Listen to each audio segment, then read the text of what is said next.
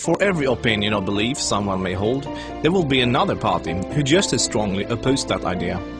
Both sides usually claim to sit with the best arguments, the real facts, and the correct worldview, and ironically, both sides regard the other as being indoctrinated, blind to the obvious and outright stupid. Most people only expose themselves to information that matches their own worldview. It is uncomfortable to do otherwise. Still, we would like to give you some surprising information about Islam. We also urge you to look further than only mainstream media, and if you can find the time for it, read the Quran yourself. To get you started, we'd like to present you 3 things you probably did not know about Islam. 1. Islam has not been hijacked. That Islam has been hijacked is what non-Muslims naturally assume, because they assume all religions are the same. The reason non-Muslims are so easily confused is that most of us don't realize the difference between the Quran and every other religious book we are familiar with. The Christian Bible is a collection of writings from various authors, written sometimes hundreds of years apart, with parables, advice and dreams, all collected together into one book. Same with the Jewish Torah. Even those of us in the West, who are neither Christians nor Jews, are still familiar enough with these religions to know this much, and therefore we assume the same is true for the Quran.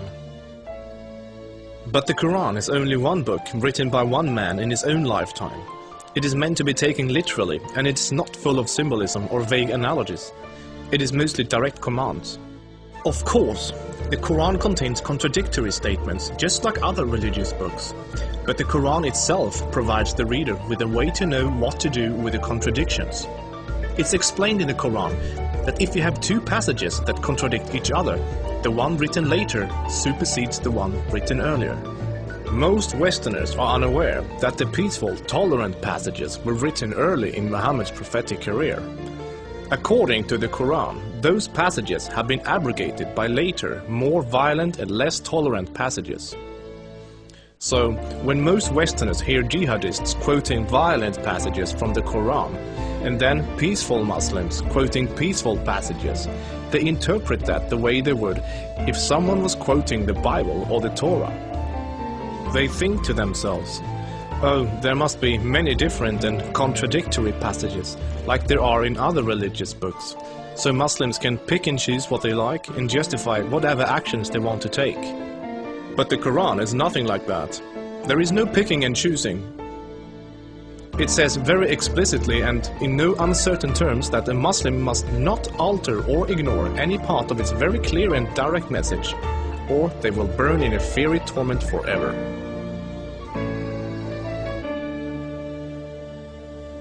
2. Striving to institute worldwide Sharia law is a religious duty. Many people don't realize how politically oriented Islam is at its core. In fact, Islam is less of a religion than it is a religious ideology. It includes a mandatory and highly specific legal and political plan for the whole society, Sharia. There is no separation between the religious and the political in Islam. Rather, Islam and Sharia constitute a totalitarian means of ordering society at every level, including ritual worship, transactions and contracts, morals and manners, beliefs and punishments. In the Quran, Allah makes it clear that man-made governments, such as a democracy, and free speech, such as criticizing the Quran, are abominations and must be eliminated.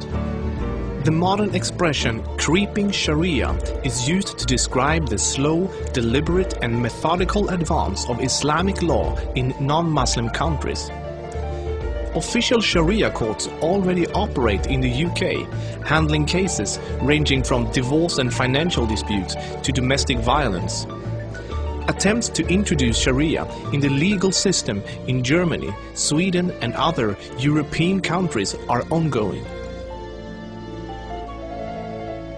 While Sharia already has a foot in our door in the matter of minor disputes like inheritance and domestic violence, it should concern you that Sharia commands that drinkers and gamblers should be whipped, allows husbands to hit their wives, allows an injured plaintiff to exact legal revenge, literally an eye for an eye, commands that a thief must have a hand cut off, commands that homosexuals must be executed, orders unmarried fornicators to be whipped and adulterers to be stoned to death, orders death for both Muslim and non-Muslim critics of Muhammad, the Quran and even Sharia itself, orders apostates to be killed, commands offensive, aggressive and unjust jihad.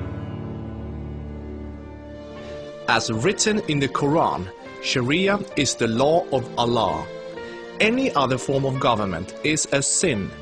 It is the duty of every Muslim to keep striving until all governments have been converted to Sharia law.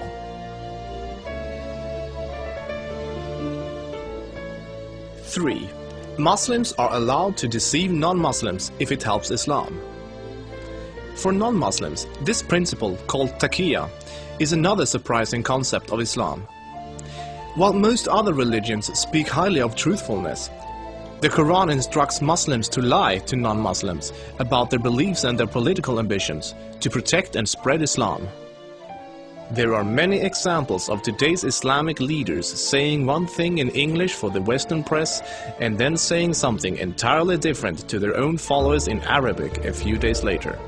Deceiving the enemy is always useful in war, and Islam is at war with the non-Islamic world until the whole world follows Sharia law. All non-Muslims living in non-Islamic states are therefore enemies.